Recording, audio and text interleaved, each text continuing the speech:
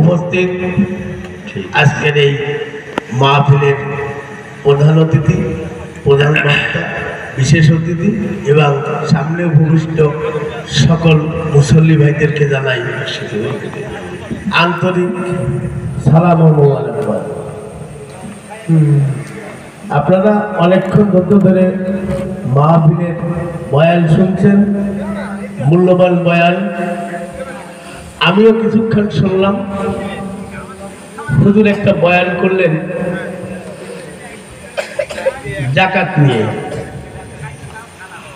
তো যাকাত সম্পর্কে যদি বলতে হয়, আমরা অনেকে ভাবি আমরা যদি দান যাকাত করি, যাকাত দিই, তাহলে মনে হয় আমার অর্থ সম্পদ এগুলো কমে যাবে। আসলে আমরা এই জিনিসটা বুঝি না যে আমার বলতে এই দুনিয়ায় কিছুই নেই। কারণ আপনি যে গর্ভে জন্ম নিয়েছেন, ওই গর্ভটা একজন মহিলা। আপনাকে জন্ম দিয়েছে যে, সে অন্য আরেকটা লোক।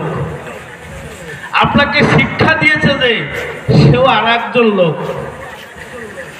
আপনার মৃত্যুর সময় আপনাকে গোসল দিচ্ছেন যে, সেও আর একজন লোক। আপনার জানাজা পড়াচ্ছেন যিনি, সেও আর একজন লোক। এবং কবরে রাখছেন যিনি, সেও আর একজন লোক। আপনার মৃত্যুর পরে আপনার এই রেখে যাওয়া সম্পদ ভাগ যে করছে, সেও আর একজন লোক। এবং যারা ভোগ করছে, সেও আর একজন লোক। অর্থাৎ আপনার বলে কি আছে, এটা আপনি আমি একটু উপলব্ধি করলে হয়তো আমরা বুঝতে পারবো। আমার বলে এই পৃথিবীতে আমার কিছুই নেই, আর পৃথিবীতে কেউ কিছু নিয়েও আসবে না, নিয়েও যাবে না। আপনারা মূল্যবান বয়ান শুনবেন। আমি আপনাদের সকলের দীর্ঘায়ু কামনা করে সকলের দোয়া আছে, সকলের কাছে আমার জন্য দোয়া আছে। শেষ করছি। আল্লাহ হাফেজ।